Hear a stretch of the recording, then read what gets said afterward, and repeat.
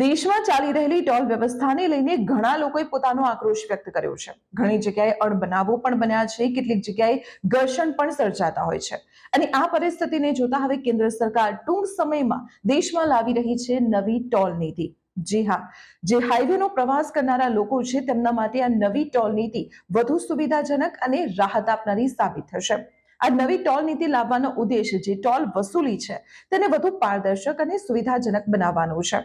જે નવી ટોલ નીતિ આવશે તેમાં મોટો ફેરફાર એ આવશે કે તમે જેટલો પ્રવાસ કરશો તેટલો જ ટોલ તમારે ચૂકવવાનો રહેશે.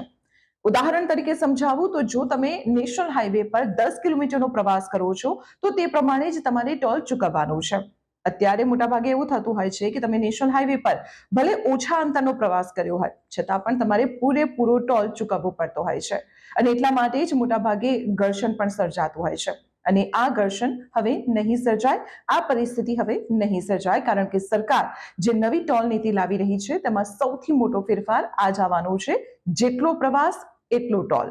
જી હા, આપણે એ પણ જણાવી દઉં કે જે નવી ટોલ નીતિ છે તેમાં જે ટેકનિકલ બાબતોની વાત કરીએ તો તેમાં હાઈવે પરથી જ્યારે વાહન પસાર થતું હશે ત્યારે ટોલ બૂથ પર જે આધુનિક કેમેરા છે તે તેના વાહનના નંબર પ્લેટને સ્કેન કરશે. અને આ વાહન સાથે જોડાયેલું જે ફાસ્ટેગ હશે તેના અકાઉન્ટમાંથી આપોઆપ પૈસા કટ થઈ જશે. એટલે કે એક સુવિધાજનક સફર તમારું બની રહેશે. સૂત્રો દ્વારા એ પણ જાણકારી સામે આવી છે કે સરકાર આ જ મહિનામાં એટલે કે જૂન મહિનામાં આગામી 10 દિવસની અંદર આ નવી ટોલ વ્યવસ્થાને લાગુ કરી શકે છે. તો આવી જ ઇન્ફોર્મેટિવ જાણકારી માટે આપ સતત જોડાયેલા રહો સંદેશ ડિજિટલ સાથે.